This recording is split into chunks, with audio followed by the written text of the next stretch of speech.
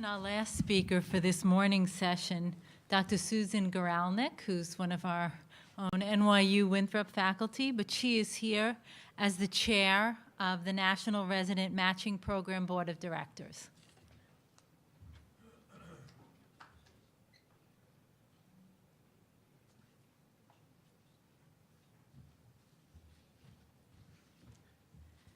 I feel really, really short now.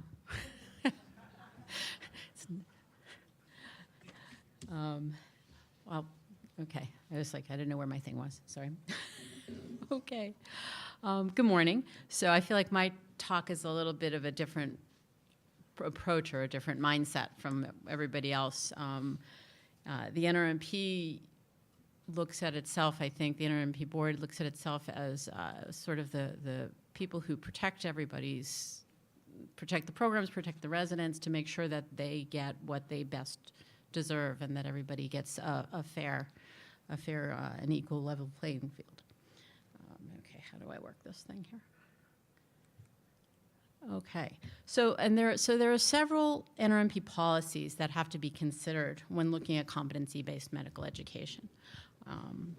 The first of them is the exclusive commitment to the matching program, which states that sponsoring institutions agree that prior to the release of the results of the main residency match, so meaning prior to match day, all of the programs sponsored by the institution, including those that do not participate in the match, will select senior students of U.S. allopathic medical schools, which means LCME graduates, only through the match or another national matching plan. So that could be the San Francisco match, could be the urology match, or it could be the NRMP match.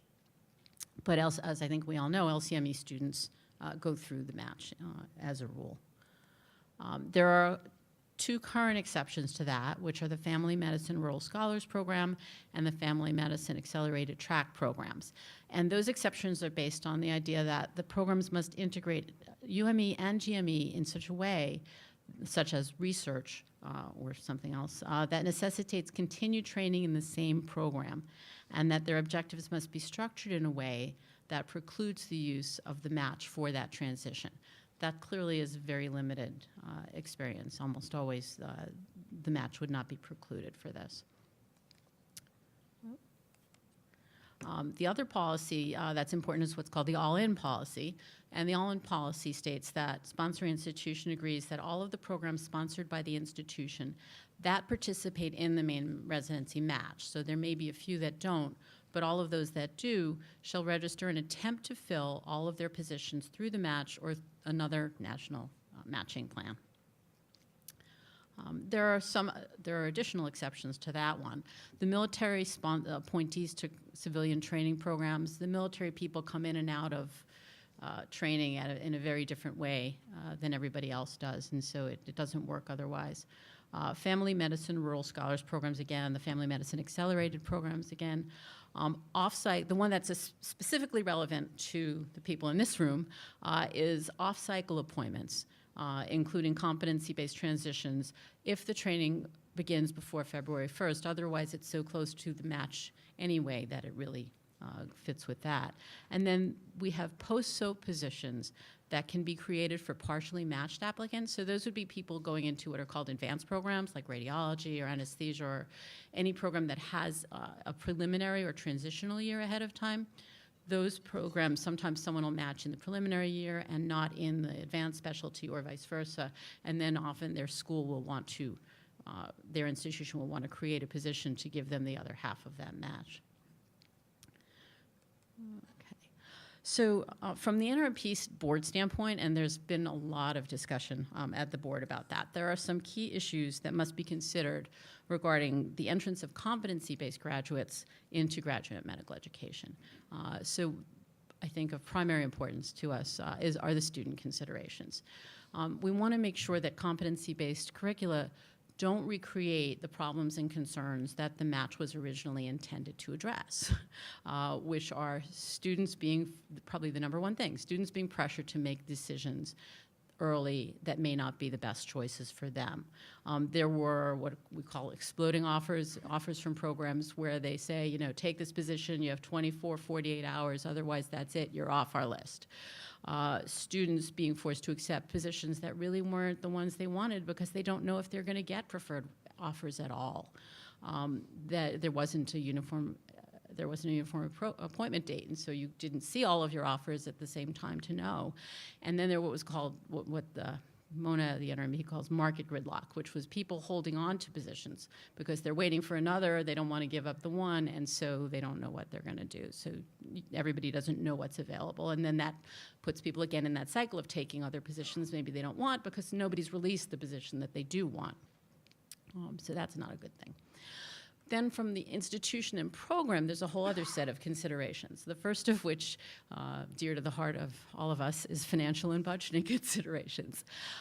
Salaries. I mean, you have to know how many people you're going to be hiring, how many people are going to be in your hospital at the same time that you're going to pay. Same thing for benefits, which is a large part of your expenses. If the institution offers housing, you only have so many places to offer. So if you have a lot of people at one time, you can't fit them all in. And then if you don't have as many people, you don't want empty places either. That's not good for anybody. And then there's all kinds of other resources and personnel that if we really analyzed it, would be quite involved. Scheduling issues. Scheduling from multiple standpoints, from the GME office or from the, I guess, from the program office and the coordinators and everybody, just managing applications. We're all sort of used to the applications in a cycle. We know how to manage them. We know how to look at them. We know how to schedule them. But if they're coming here and there, it changes the approach to managing that. From the office standpoint. Onboarding processes and orientation. There's a lot involved in onboarding people. Orientation, as we all know, is very complex. Things can be missed if orientation's not done well, and the number of people involved in an orientation can be quite a lot, and it can be difficult to do many orientations. Resident complement issues. The ACGME tells us how many people the program is capable of handling. We apply for a certain number. We can apply for increases, but they may or may not choose to give them to us. It depends on how many they think the program can handle based on the information they've gotten about the program. Also, if you're running well under, that may not be healthy for how the program runs as well, if you don't, again, know how many people that you're going to have. Rotation schedules. You need to know that you're going to have enough people to manage the service, that you have enough seniors, that you have enough interns. All of that is very complicated for the programs. And then planning for entry into fellowship training. If we have competency-based entry into residency, but we don't have competency-based entry into fellowship, how do they time that and what do they do in between?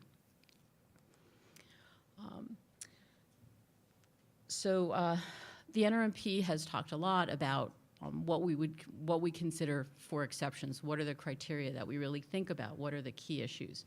So among those are, can the curriculum's goals be achieved if the students do go through a match? Because if they can be achieved that way, if there's no interference with that, then we want them to have the opportunities. And several people, I think it's a really important thing that was mentioned. I was really happy to hear that the goal is that people should have choices. And right now it's very difficult to give them those options, but we should be thinking about making sure that people have, there's a very good chance they'll choose to stay at the programs that they're staying at now, but right now they're not having those options in a lot of places. Are the students' choices limited to only the programs at that sponsored medical school? Is there an opt-out clause? That's a very important piece. Is there an opt-out clause that does not unduly penalize the students? And there are a lot of different ways they can be penalized, financially and other. Are the students being asked to commit to a specialty or program too early in their career?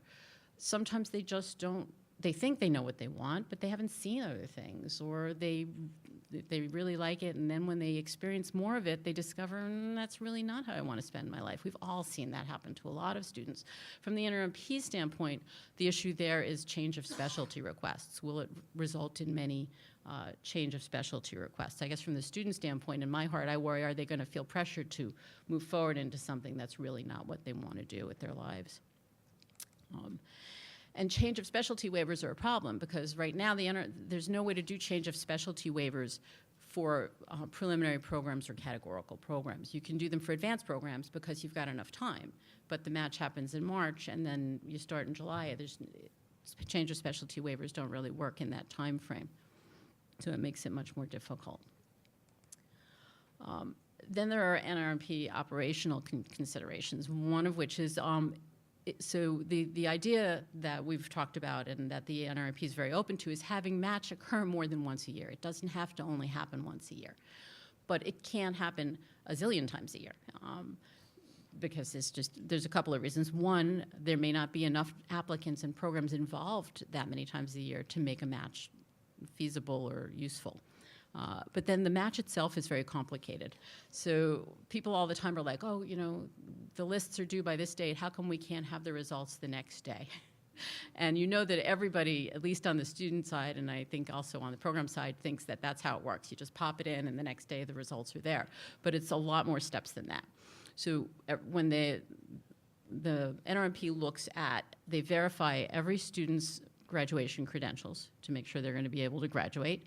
They verify match eligibility, and then they have to, some people aren't eligible. Then they have to withdraw those applicants. So they have to go in and specifically withdraw each of those. Then they confirm the data integrity. Then they process the matching algorithm, which involves, so everybody's data that we put in, like when you send in your match lists and they send in, everybody sends in their things, they go into the R3 system. Then that is put into what's called MatchPro. MatchPro runs the match itself. So the data is put into MatchPro. Then they have to recheck the data in MatchPro to make sure that the data still has integrity there. Then they have to process the matching algorithm. Then they take the data from MatchPro and transfer it back into the R3 system.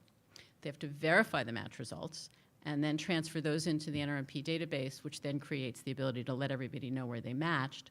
They have to verify for those who didn't match their eligibility for SOAP. And then they have to prepare thousands of individual match result reports for applicants, for institutions, for programs, and for medical schools. So 3 weeks, we're lucky that we even get it in 3 weeks. It's an enormous amount of stuff that has to happen in that short time frame. So just that, I think the really important point is that everybody, understands that we would love to work with people to make it work for the competency-based programs, but we need to do it within feasibility at the same time and to protect everybody.